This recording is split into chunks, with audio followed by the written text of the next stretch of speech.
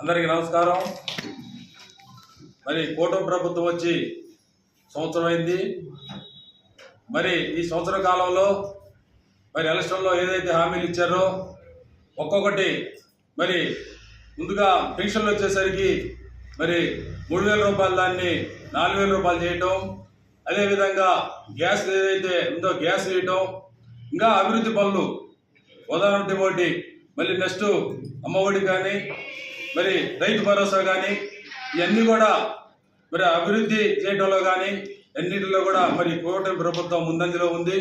ఈ రాష్ట్రంలో మరి ప్రజలు సుఖశాంతంతో ఉండాలంటే మరి అందరూ కూడా మరి కూటమి ప్రభుత్వం మరి చేసే అభివృద్ధి పనులు, ఎందుకంటే 2019లో వైసీపీ గవర్నమెంట్ వచ్చిన తర్వాత ఎక్కడ పట్టిన అరాచకాలు ఈ రాష్ట్రంలో మరి ఎంత అరాచకాలు జరిగినో మరి మనందరూ కూడా తెలుసు।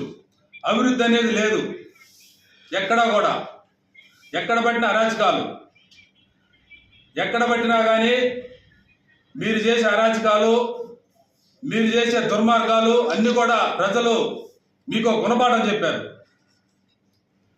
దానికి మీరు ప్రజల్లో మళ్ళీ ఏదో మభ్యపెట్టి మేము సినిమా చూపిద్దాం అది చూపిద్దాం అనేది మీ భాష మీరు ఎంతవరకు కరెక్టో మీరు అర్థం చేసుకోవాలి।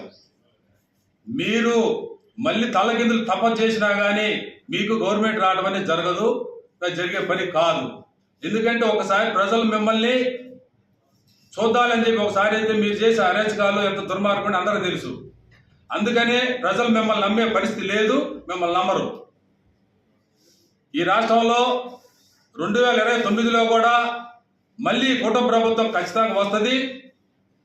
దాంట్లో ఎవరు కూడా సందేహపడాల్సిన అవసరం కూడా లేదు। ఈ గురజాల నియోజకవర్గంలో మరి గురజాల శాసనసభ్యులు ఎర్రమనేని శ్రీనివాసరావు గారు ఎన్నో వేల కోట్ల రూపాయలు నిధులు తీసుకొచ్చి ఈ పల్నాడు ప్రాంతం అంతా కూడా అభివృద్ధి చేసిన నాయకుడు ఎర్రమనేని శ్రీనివాసరావు గారు। అలాంటి నాయకుడు నాయకత్వంలో మేము అందరం కూడా పనిచేయటం మా అదృష్టం। ఎందుకంటే ఈరోజు మరి ఈ గ్రామాల్లో ఎంత అభివృద్ధి చేసాడో మనందరం కూడా తెలుసు।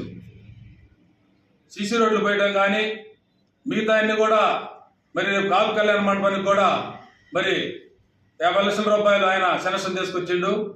మిగతా అన్ని కూడా ఆ రోజు మరి మాదినపాడు కానీ అగ్రవరం కొత్తూరు అటువైపు రోడ్డు లేకపోతే సుమారు 2 కోట్ల రూపాయలు పెట్టి మరి ఆ రోడ్డు బైపాస్ రోడ్డు పోయడం జరిగింది। ఇలాంటి అభివృద్ధి కార్యక్రమాలు ఎన్నో మరి మీ గవర్నమెంట్ వచ్చిన తర్వాత ఎక్కడైనా కానీ ఒక్క రోడ్డు పోసిన దాకా చెప్పండి మీరు, ఒక్క రోడ్డు పోసేది మేము రోడ్డు పోసినా ఒక తట్టం బట్టి పోసినట్టుగా దాఖలనే లేవు। మిమ్మల్ని ఎట్ట నమ్ముతారు ప్రజలు? మిమ్మల్ని నమ్మరు, నమ్మే ప్రసక్తే లేదు। అందుకనే ఈ రాష్ట్రం బాగుండాలన్నా, ఈ రాష్ట్రం సుఖ సంతోషం ఉండాలన్నా తిరిగి మళ్ళీ కూటమి ప్రభుత్వం తప్పకుండా వస్తుంది, దాంట్లో తిరిగే లేదని కూడా చెప్పుకుంటూ నాకు అవకాశం ఇచ్చినందుకు ధన్యవాదాలు తెలుపుకుంటూ సెలవు.